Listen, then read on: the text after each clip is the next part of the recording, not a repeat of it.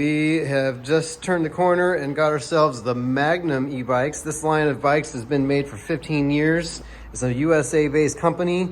We have a USA warranty. We have full support of this bike, and we can support you with it. And for $1,800, there is not a better e-bike on the market, not that I have seen. This company has actually used good bike parts. So we got Tektro hydraulic brakes, got a through axle in that front fork, a torque sensing bottom bracket instead of a cadence sensing. So it's really smooth operating. We got a clutch rear derailleur to keep this chain from bouncing around too much. They built the rear rack into it, really stout, and it looks fantastic. So step through, and the stem is the integrated display.